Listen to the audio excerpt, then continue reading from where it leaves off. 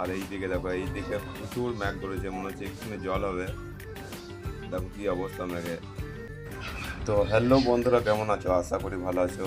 প্রতিদিনের মতো আজকেও আমি আর মজিবুল বেরিয়ে পড়লাম দুজনা আমাদের কাজে যাওয়ার উদ্দেশ্যে।